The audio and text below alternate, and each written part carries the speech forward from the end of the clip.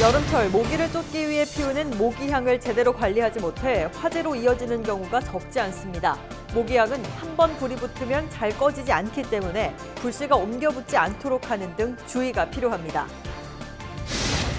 오거돈 전 부산시장 강제 성추행 사건을 수사 중인 경찰이 7일 부산시청 오전시장 집무실과 정무라인 사무실을 추가 압수수색했습니다.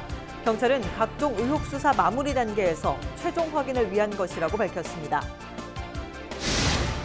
지방대 위기론이 일고 있는 가운데 부산의 전문대학인 동부산대학교가 각종 진통 끝에 사실상 강제 폐교 수순을 밟고 있습니다. 학교에 의존하던 인근 상권에서도 벌써부터 생존을 우려하는 목소리가 나오고 있습니다. 부산교육당국이 모든 유치원을 대상으로 식중독에 대비한 긴급 위생점검에 나섰습니다. 시청자 여러분 안녕하십니까? 헬로티비 뉴스 부산입니다. 여름철이면 모기를 쫓기 위해 모기향 피우는 가정이 많은데요. 그런데 이 모기향 때문에 집에 불이 나는 일이 빈번해 주의가 필요합니다. 모기향불 실험 현장에 김한식 기자가 직접 다녀왔습니다. 시뻘건 불길이 건물을 집어삼켰습니다. 화마가 삼킨 주택 내부는 잿더미로 변했습니다. 지난달 29일 부산 진구 당감동의 한 주택에서 불이 나 주민 50여 명이 긴급 대피했습니다. 모기를 쫓기 위해 피워둔 모기향 불이 원인이었습니다. 지난해 5월 기장군의 한 공동주택 화재도 모기향 불이 원인으로 밝혀졌습니다. 이제 모기향 불을 이제 피웠다고 주방 쪽에서 피웠다고 하고 그 주방 측에서 이제 화재가 그러니까 불꽃을 제일 처음에 발견을 했다고 얘기를 했거든요. 해마다 모기향 불로 인한 화재가 전국적으로 끊이지 않고 있습니다. 지난 2017년부터 3년 동안 부주의로 인한 화재 6만 3천여 건 가운데 모기향과 촛불로 인한 화재는 900건이 넘습니다. 실제 모기향 불의 화재 위험성을 실험해봤습니다. 모기향 불에 닿은 종이에서 5분이 흐르자 연소가 급속도로 확산되면서 30분에 이르자 불이 붙습니다. 청과 나무도 새카맣게 타들어가더니 30분 만에 불이 시작됩니다. 한번 불이 붙은 모기향 불은 잘 꺼지지 않습니다. 이 때문에 물로 끄는 것이 가장 안전합니다. 모기향 불은 어른 손톱보다 작지만 온도는 500도까지 올라갑니다. 여기에 여름철 자주 사용하는 선풍기 바람이 닿으면 발화 가능성은 더욱 높아집니다. 선풍기를 많이 켜고 바람이 풍향이 있을 때는 700도에서 800도까지 올라가는 거 저희가 확인했기 때문에 발화점이 보통 250도 넘어가면 어떤 물질이 발화할 수 있기 때문에 상당히 위험합니다. 최근에는 반려견을 키우는 가정이 많아 더욱 주의를 기울여야 합니다. 전문가들은 모기향이 넘어져도 불씨가 옮겨붙지 않도록 그릇에 받치고 주변에는 종이 같은 가연성 물질을 두지 말 것을 당부했습니다. 헬로티비 뉴스 김한식입니다. 오거돈 전 부산시장 강제 성추행 사건을 수사 중인 경찰은 7일 부산시청 등을 추가 압수수색했습니다. 경찰은 7층 시장 집무실과 오전 시장 정무라인 핵심인 대외협력보좌관실 등에서 압수수색을 벌였습니다. 경찰은 지난 4월 성추행 사건과 관련해 직권남용 등 각종 의혹 수사 마무리 단계에서 최종 확인을 위해 압수수색을 실시했다고 밝혔습니다. 부산경찰청 수사전담팀은 지난 2일 오전 시장 강제추행 혐의로 신청한 구속영장이 기각된 이후 지난해 관용차 성추행 의혹 등도 수사하고 있습니다. 제21대 차정인 부산대 총장 취임식이 7일 부산대 11.6 기념관에서 열렸습니다. 이날 취임식은 코로나19 여파로 총장 임기 시작보다 2달 늦춰진 것으로 변성환 부산시장 권한대행과 김경수 경남도지사 등 주요 인사와 부산대 구성원을 포함한 최소 인원만 참석한 가운데 진행됐습니다. 차 신임 총장은 취임사에서 74년 전통의 부산대 총장으로 대학 본연의 과업인 연구와 교육에 중점을 두고 국가 균형 발전을 위해 역할을 수행하겠다고 밝혔습니다. 차정인 신임 총장은 부산대 법학과 출신으로 검사와 변호사를 거쳐 법학전문대학 원장 등을 역임했습니다. 지방대 위기는 어제 오늘 일이 아닙니다. 학생 수가 점점 줄면서 지방대는 재정난에 허덕이고 급기야 문을 닫는 곳도 늘고 있는데요. 이대로 가다가는 3년 안에 지방대학교의 절반이 사라질 것이다, 이런 우려도 나오고 있습니다. 벼랑 끝에 선 지방대학교, 먼저 김선화 기자가 취재했습니다.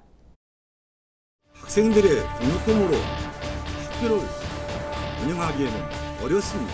선택이 가능하다면 인서울 쪽으로 하지 않을까.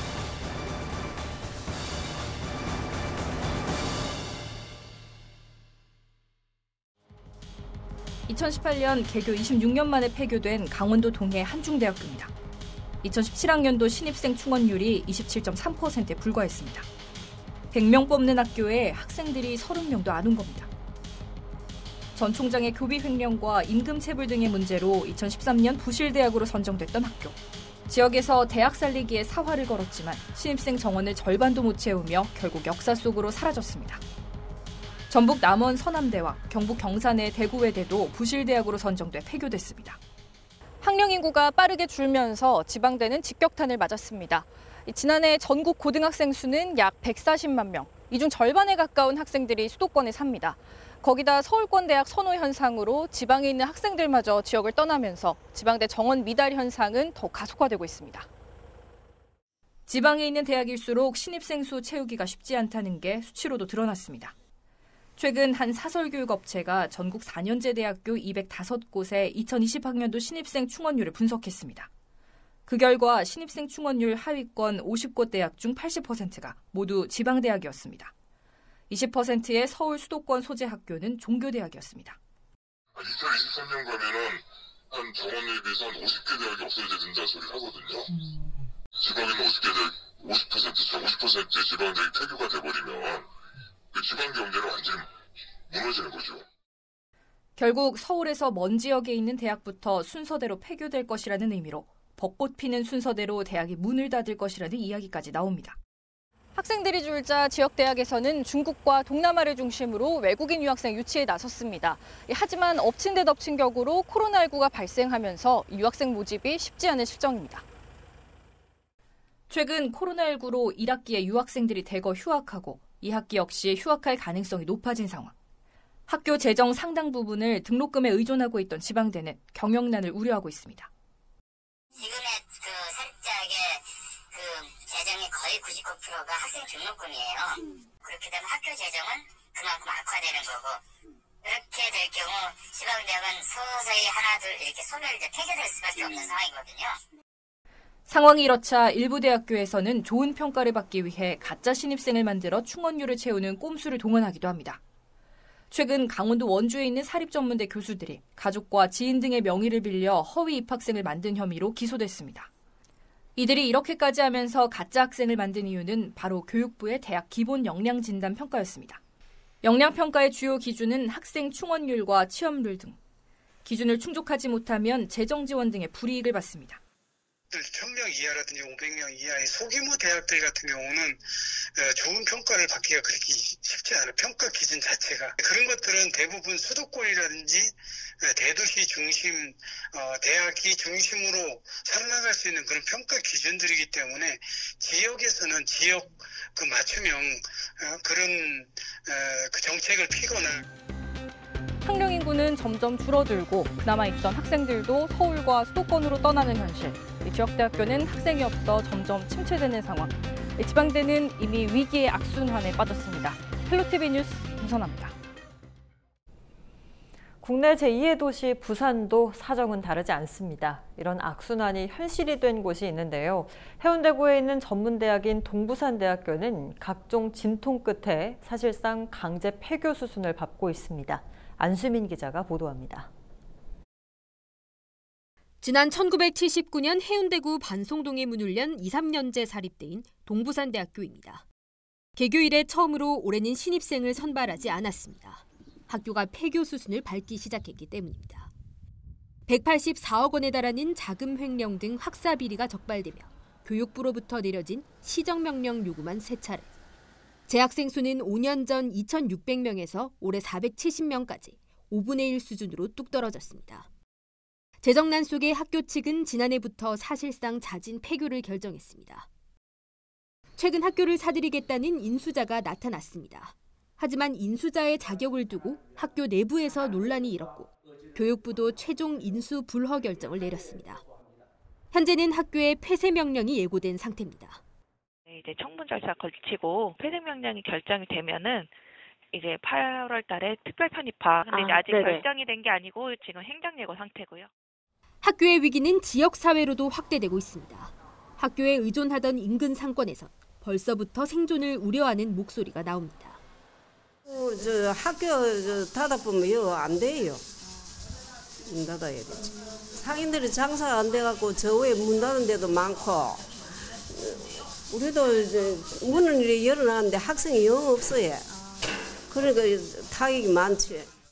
우리 전체적인 상인들이 그 문을 닫고 막 이렇게 좀 헤매고 있는 상태입니다. 반송의 발전이 많이 저하되지 않을까 하는 느낌입니다. 유동 인구가 적고 또 폐교되고 있으면 여기는 좀 외진 데가 돼서 또 우범지대가 될 수도 있고 아주 참 어려운 그런 상태. 학령 인구 감소 속에 피할 수 없는 수순이 된 부실대학들의 퇴출 위기. 동부산대학교의 존폐 결론에 지역의 관심이 집중되고 있습니다. 헬로티비 뉴스 안수민입니다. 그렇다면 지방 국립대 사정은 어떨까요? 전라남도에 있는 순천대학교는 2년 전 교육부 평가에서 낮은 점수를 받아 위기를 맞았습니다. 위기는 기회라고도 하죠. 학교 측이 이 위기를 극복하기 위해 돌파구를 찾았고 조금씩 성과도 나타나고 있다고 합니다. 김신혜 기자가 취재했습니다. 2년 전 교육부의 대학 기본 역량 진단 평가에서 역량 강화가 필요한 대학으로 평가돼 위기에 직면했던 순천대. 이미지 추락은 물론 교육부 권고를 따르지 않으면 재정 지원도 끊길 처지에 놓였습니다. 순천대는 이러한 상황을 역전시키기 위해 중점 분야를 좀 더 명확히 하기로 했습니다. 지역 산업과 연계해 지역 발전을 선도하는 특화 인재를 양성하겠다는 게 핵심입니다. 집중 육성 분야로는 첨단 부품 소재와 스마트 농생명을 선택했습니다. 그리고 학사 구조부터 개편했습니다. 첨단 부품 소재학과를 신설하고 웰빙 자원학과, 식물의학과, 생물환경학과는 농생명과학과로 통합한 겁니다. 최첨단 우리가 소재들을 개발하고 또 인공지능이 결합된 어떤 융합 부품을 만들어내서 우리가 그 지역 산업체의 발전에 기여하자라는 그런 측면이 있거든요. 그 다음에 우리 학교와 우리 지역에서 가장 그래도 경쟁력이 있는 분야로 스마트 팜을 중심으로 스마트 농생명 분야가 있습니다. 지역 발전을 선도할 수 있는 분야다 해서 이쪽을 선택해서 전문가들도 지역대학이 생존하기 위해서는 특성화 전략이 필요하다고 강조합니다. 지역 특수성을 바탕으로 대학과 지역사회가 협력을 하면 지역사회의 재생과 활성화에도 긍정적인 효과를 만들어낼 수 있고요. 이를 통해서 지역사회의 성장은 다시 대학의 성장이라는 선순환의 고리를 만들 수 있습니다. 노력은 성과를 낳고 있습니다. 지난 5월 순천대가 4차 산업혁명 혁신선도대학으로 선정됐습니다. 지난달에는 스마트팜 분야 연구개발을 위한 과학기술정보통신부의 지원 사업에도 뽑혔습니다. 지역 산업과 연계한 특화인재 양성이라는 돌파구를 찾은 전남 순천대. 위기를 기회로 삼아 새로운 도약을 꿈꾸고 있습니다. 헬로티비 뉴스 김신혜입니다.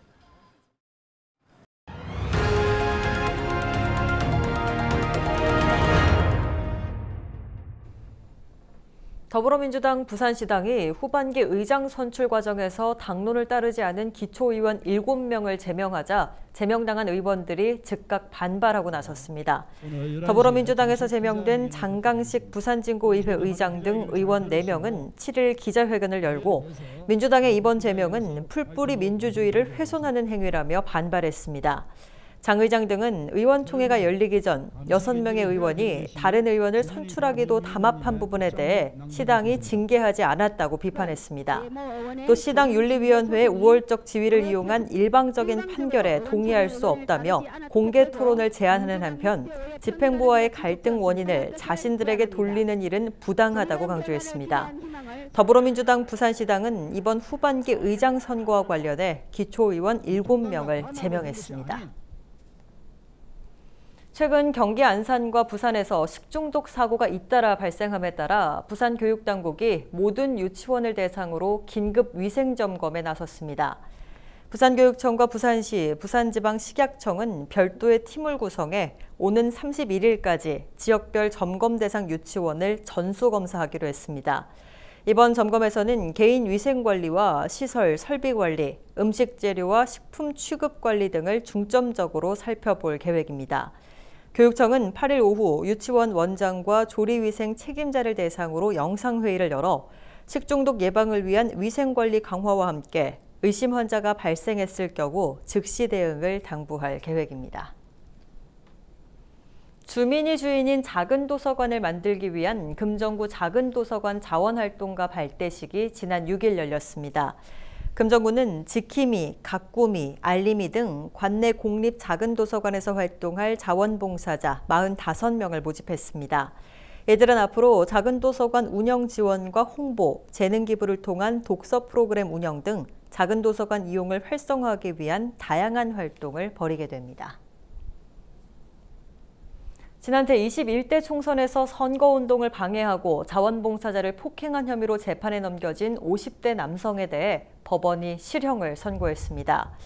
부산지법 형사 6부는 공직선거법 위반과 상해 혐의로 기소된 55살 A씨에게 징역 10개월을 선고했습니다. 재판부는 특별한 이유 없이 선거운동원 등에게 폭력을 행사하는 등 공직선거법에 따른 정당한 선거운동을 방해해 죄질이 가볍지 않고 범행을 부인하며 반성도 하지 않고 있다며 양형 이유를 밝혔습니다. A씨는 제21대 총선 기간인 지난 4월 3일 도시철도 계급역 1번 출구 앞에서 선거운동을 하던 모 후보의 선거사무원에게 욕설을 하며 피켓을 빼앗아 부순 혐의를 받고 있습니다.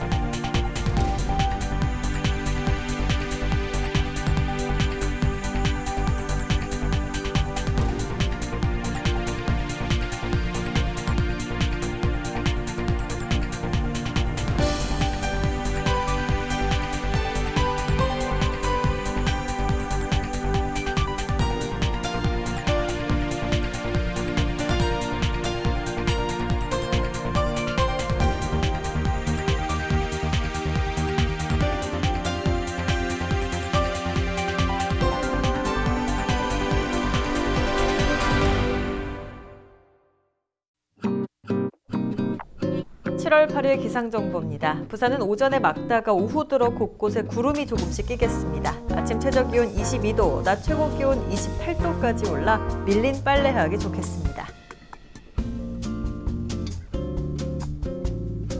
전국 날씨입니다. 전국이 대체로 맑은 가운데 충남과 전북, 제주 지역은 오전부터 구름 많이 끼겠고 강원 영서 남부와 경북 내륙 일부 지역은 오후에 소나기가 내리기도 하겠습니다.